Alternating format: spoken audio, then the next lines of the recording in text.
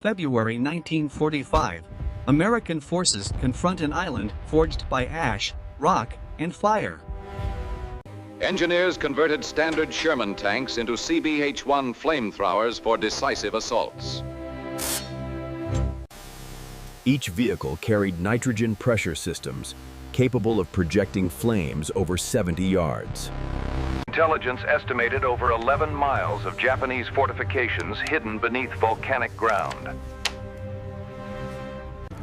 Initial trials proved unpredictable, yet the psychological impact was immediately recognized.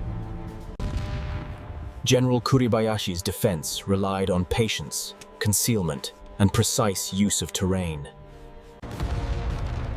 Early engagements confirmed the weapon's efficiency against deeply entrenched pillbox positions. Hold on. We need to ensure the alignment figures are logged correctly before the next shift takes over. See this entry here? That doesn't match. Night missions emphasized control, coordination, and the haunting glow of industrial warfare. Progress remained slow. Engines strained beneath choking ash and hidden obstacles. Combined arms tactics required continuous communication under relentless mortar pressure. He described heat so intense that time seemed to collapse into light. Maintenance became ritual. Survival depended on discipline and mechanical instincts daily. Kuribayashi ordered ambushes from below rather than suicidal charges above ground. Plumb close. Visibility rarely exceeded 20 yards in ash and smoke. Aerial intelligence guided CBH-1 crews toward targets resistant to artillery. Nitrogen systems delivered consistent pressure, reducing the risk of catastrophic flashback fires. Logistics determined tempo. Without fuel, firepower turned silent metal again. Medical units operated within yards of active flames and exploding ammunition. The order came to deploy flamethrower units deeper into the central ridge.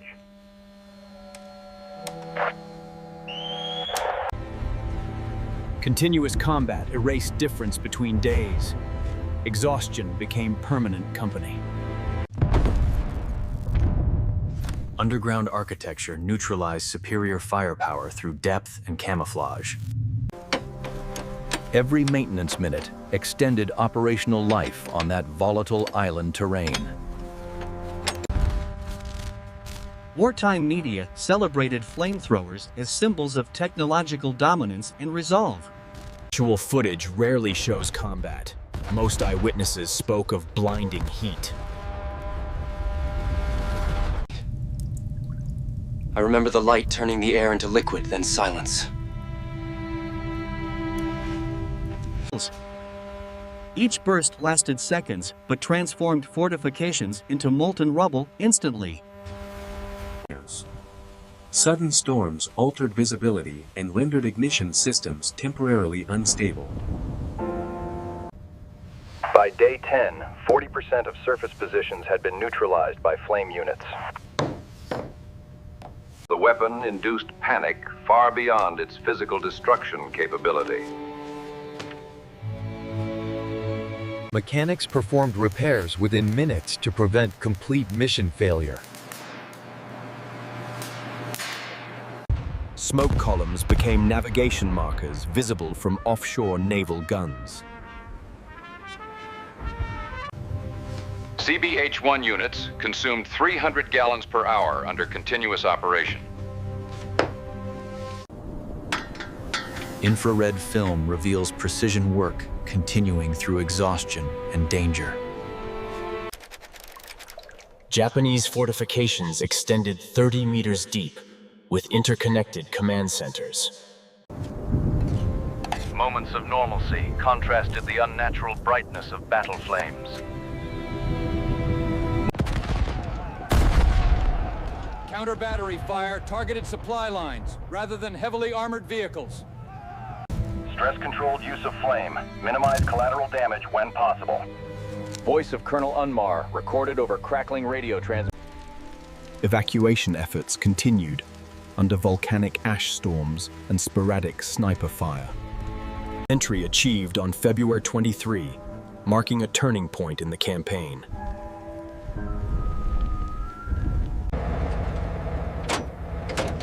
Visibility was limited to narrow slits fogged by smoke and condensation. The incident led to revised safety protocols for mixed fuel sites. Commanders balanced rapid progress against increasing psychological toll on troops. Entertainment served as temporary escape from unrelenting noise and heat. Defensive flames repelled multiple night assaults along the Western Ridge sector.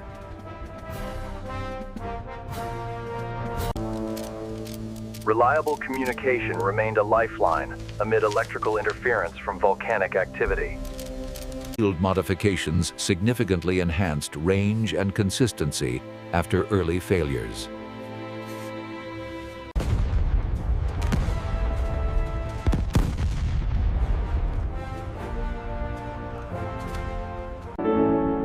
By dawn, ash covered everything.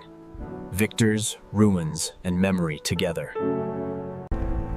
Evidence confirmed widespread destruction, yet human traces persisted beneath ash layers. Constant upkeep prevented failure. Reliability meant survival under extreme operational stress. He wrote, "The ground itself burns. Courage no longer protects anyone." Fear of burning surpassed all rational defense instincts among entrenched defenders. Each barrel delivered sustained firepower, the currency of victory and cost. Improvements reduced backfire risks while increasing projection range and fuel economy. Intelligence confirmed command structures still active deep beneath volcanic ridges. Coordinated thrusts combiner armor, infantry, and engineers under synchronized signals. Survivors emerged disoriented, many bore burns and oxygen deprivation injuries. Field hospitals treated hundreds daily, balancing infection control and morale support. Technological necessity collided with humanity's enduring discomfort toward indiscriminate fire. Logistics corridors often became targets. Supply losses delayed armored advances significantly. Ceremony provided order within chaos. Grief recorded silently on volcanic soil. We trusted pressure more than luck, his archived voice quietly admits. Reinforcements rotated weekly to sustain momentum and replace heavy casualties.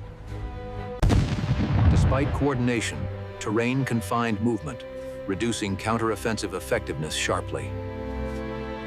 Crews endured temperatures exceeding 100 degrees during prolonged engagements.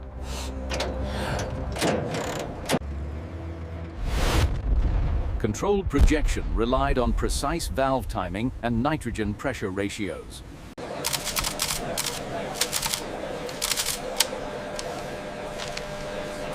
London right. When you should stand. The mountain itself breathed fire, he murmured through trembling exhaustion. Lessons learned on island shaped post-war standards for armored safety worldwide. Reconstruction buried scars, yet volcanic soil still reveals fragments yearly. Strategic planning favored attrition through controlled fire and psychological dominance.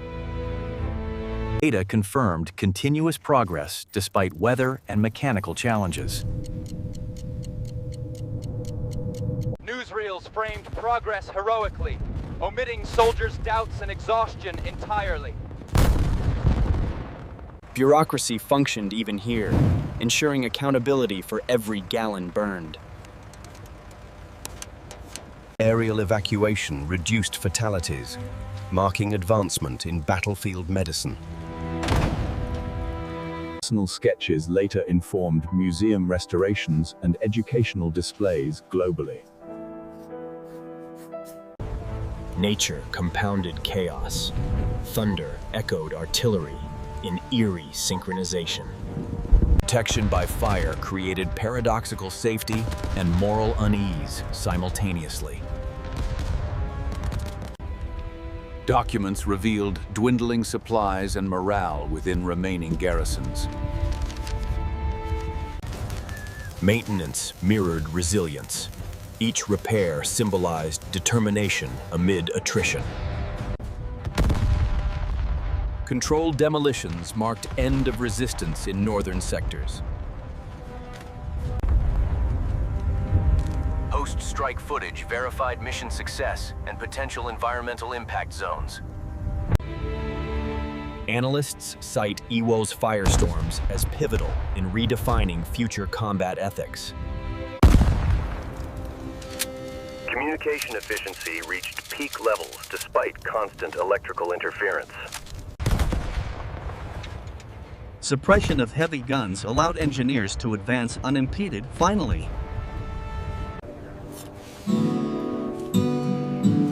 Wimple meals offered brief respite from heat and relentless duty. Flamethrower operations required triple logistical support compared to standard armored units. Necessity breeds invention, but invention rarely forgets its cost. Studies confirmed suffocation occurred minutes after initial flame penetration. Staged optimism hid fatigue, preserving public confidence back home. Nature's calm exposed devastation, spanning miles of hardened lava. Naval coordination synchronized perfectly with armored fire on final assaults. Communication collapse signaled effective neutralization of organized resistance. Completion reports emphasize unprecedented mechanical endurance under combat stress. Victory acknowledged quietly, celebration tempered by visible loss surrounding them. Strategic objective achieved. Island declared secured after 36 relentless days. The CBH-1 campaign remains a testament to innovation and moral complexity intertwined. Data collection provided insight into destructive patterns of flame deployment accuracy.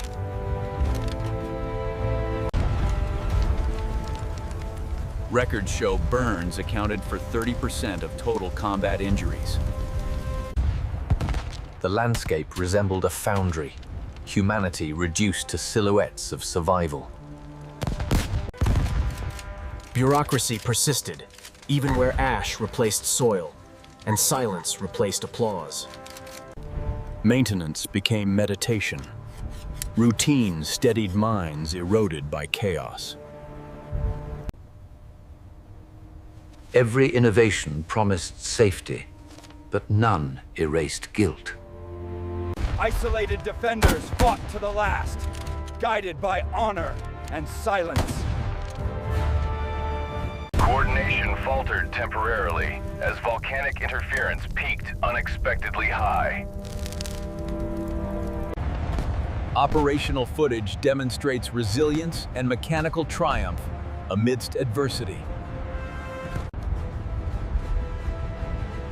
Precision timing linked sea firepower with armored advances seamlessly.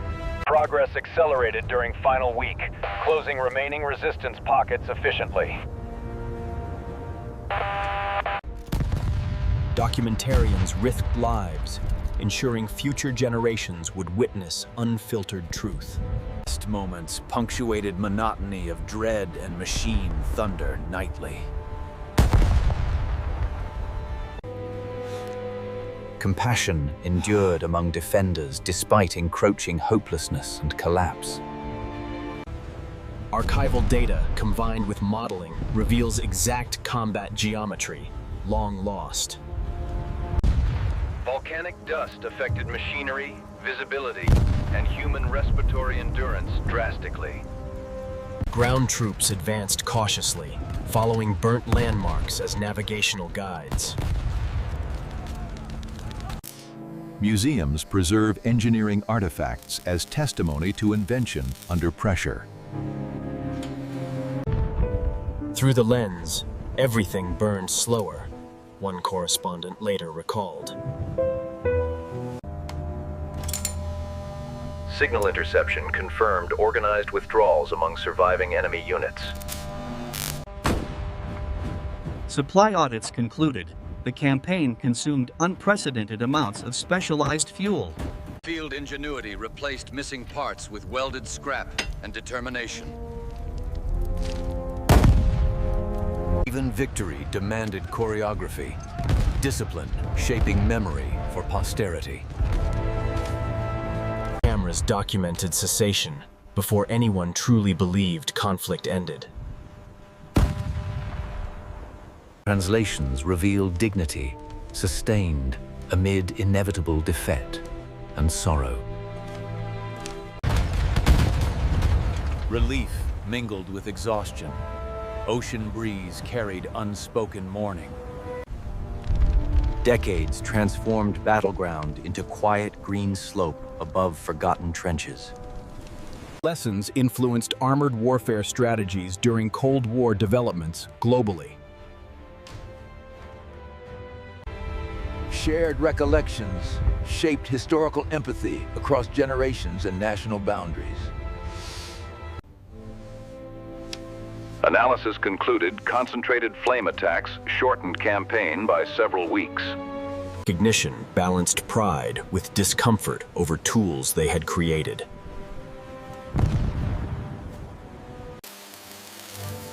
Preservation bridges curiosity and reverence toward complex wartime technology. Friendship outlasted conflict. Memory replaced fear with shared understanding. Commemoration transcended sides, uniting loss beneath volcanic wind again.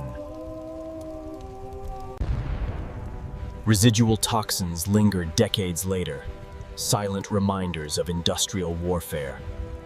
Educational outreach transforms instruments of destruction into lessons of responsibility.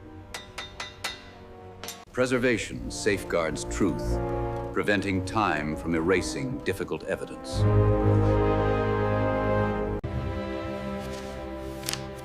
Private emotions reveal inner battles unseen by official reports. Generations learn technology's cost beyond statistics and machinery. History informs defense innovation, bridging experience with virtual experimentation. Design emphasizes symmetry, balance between destruction remembered and peace rebuilt. Fiction reframes truth, offering distance yet reviving buried memories. Consensus eludes them. Morality remains variable amid survival imperatives. Transparency arrived slowly, uncovering suppressed details about early flame experiments. Mutual respect grows through honest recollection and shared remorse. Artifacts recover dignity as tools of learning rather than war. Global audiences rediscovered forgotten archives through high-definition restoration. Return marked relief and quiet adjustment to lives changed irreversibly by war. It smelled of metal and rain, calm. Deactivation signaled closure, yet echoed with mechanical ghosts of memory. Bureaucracy preserved truth, waiting decades for historians to interpret context.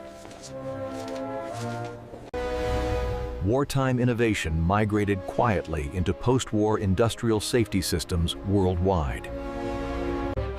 Steel, once forged for battle, now cultivates fields across oceans peacefully.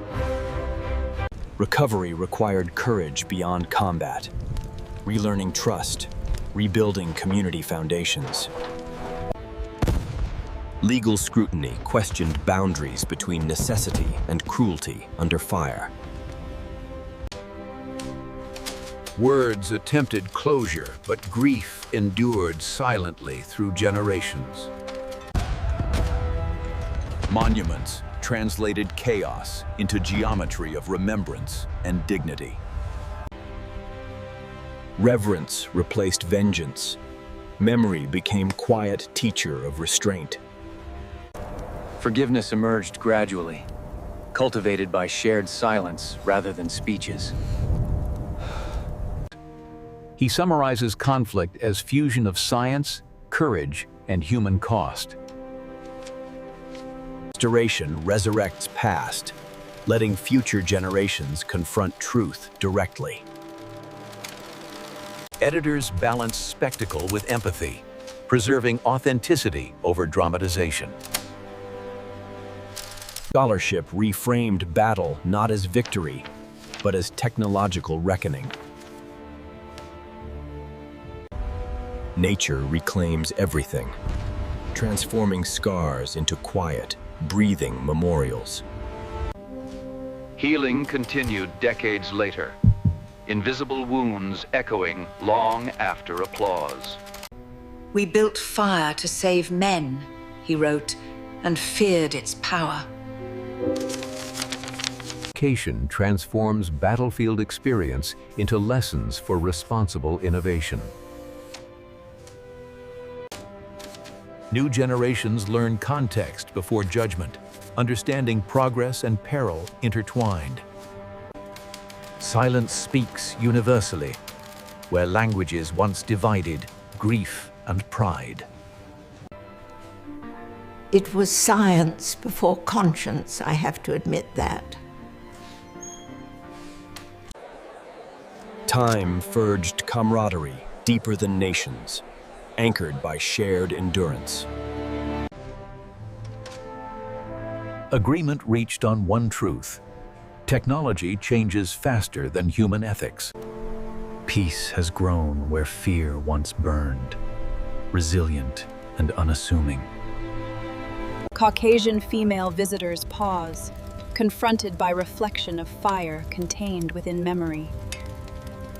Precision replaced emotion, yet conscience lingered between every number written. We built monsters to end monsters, he confesses through quiet applause. The sea remembers everything. Its patience outlasts every human endeavor. Evolution softened purpose. Same principles now preserve rather than destroy. Echoes of duty remain embedded within surviving radio frequencies forever. Education humanizes statistics, transforming numbers back into faces and choices. Questions remain open. Can morality survive inside innovation's relentless furnace? Collaboration of former foes symbolizes shared guardianship over history's lessons. Art interprets trauma, offering empathy where documentation shows only data.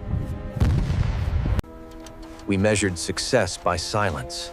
No misfires meant men lived longer.